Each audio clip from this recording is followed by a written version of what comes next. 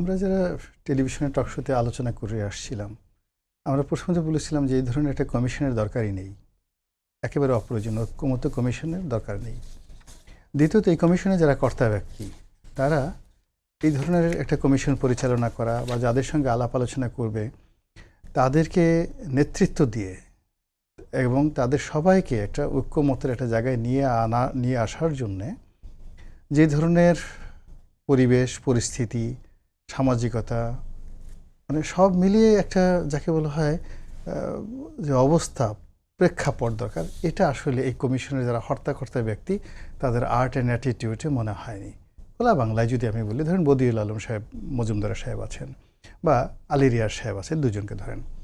এখন আপনার কী মনে হয় সালাউদ্দিন সাহেব জামাতের আমির, তারপরে শেষে অন্যান্য যারা রাজনৈতিক নেতৃবৃন্দ রয়েছেন, ইভেন বাসাদের খালিকুজ্জামান সাহেব থেকে শুরু করে এই সমস্ত লোকের উপর ডমিনেট করে তাদেরকে ঐক্যমতে বসাবেন, তারা কি সেই ধরনের সামাজিক রাজনৈতিক কোনো অবস্থাতে কখনো ছিলেন বা এখনও আছেন? হবে না। মূল ব্যাপার হলো যে আপনি একটা বড় গাড়ি টানবেন, সেই গাড়ি টানার জন্য তো আপনার সেই ধরনের একটা ইঞ্জিন লাগবে। এখানে ইঞ্জিনটা হলো কি, পিছনে একটা অনেকগুলো রেলগাড়ির সামনে একটা নসিমন ভটবডি টাইপের একটা মেশিন দিয়ে বলছেন টানো, চট্টগ্রামে চলো, আপনার গাড়ি যাবে না। তো যা হবার এখানে সেই ঘটনাই ঘটছে প্রতিদিনই। এখানে আনাকুম জানাকুম যারা যাচ্ছে, এই রতন ভাইরা কেন যাচ্ছেন, আবার কেন সেখান থেকে আসছেন, আমি এটা কারণ বুঝি না। এর কারণ হলো আমি তো ওখানে কখনো যাইনি, কিন্তু যা দেখি অনুষ্ঠানের চেহারা দেখে তো বোঝা যায় ওখানে খাওয়া দাওয়া হওয়া ছাড়া, শুভেচ্ছা বিনিময় হওয়া ছাড়া, আনন্দ বিনোদন, মানে একে অপরে কেমন আছো, শরীরটা কেমন, জ্বর হলো কি না, সর্দির অবস্থা কি, ইত্যাদি ইত্যাদি, দিনকাল ভালো যাচ্ছে কিনা, এরকম কুশল বিনিময় ছাড়া ওখানে যিনি বক্তা, মানে যারাই বক্তব্য দেন তার বক্তব্যকে মনোযোগ সহকারে শুনে আমি এরকম কোনো অডিয়েন্স দেখিনি টেলিভিশন যা দেখায়।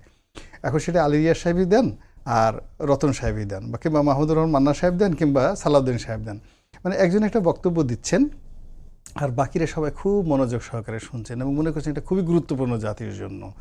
এরকম কোনো দৃশ্য আমি এখন পর্যন্ত দেখিনি। ফলে কি হলো, ওখানে যে পুরো সময়টা এই যে এ যাবৎকালে আমাদের দেশে রাজনৈতিক দলগুলো যাচ্ছে কেন, মূলত ব্যাপার হলো ভয়ে যাচ্ছে। যদি বগিচ্যুত হয়ে যায়, স্থানচ্যুত হয়ে যায়, গুরুত্ব কমে যায়, বা একেবারে কি দরকার, ডাকছে না গেলেই বা কেমন হয়, আচ্ছা আমি গেলাম না তো বাকি সবাই তো যাবে, তো সেক্ষেত্রে আমি তো একটা রেসে গিয়ে পিছনে পড়ে গেলাম, ঠিক এরকম একটা অবস্থা থেকে যাচ্ছে। কিন্তু এখানে আমার কাছে যেটা মনে হচ্ছে যে রাজনৈতিক দলগুলো যদি একটা কমিটমেন্ট থাকতো, তাদের যদি একটা সুনির্দিষ্ট লক্ষ্য থাকতো এবং তাদের যদি ঠিক ওরকম যে না আমাদের সময়ের দাম আছে, রাষ্ট্রের যে অর্থ আপনারা এখানে বসে খরচ করছেন এটার যাকে বলা হয় মানে মেহনতি মানুষের অর্থ, এভাবে আপনারা খরচ করতে পারেন না।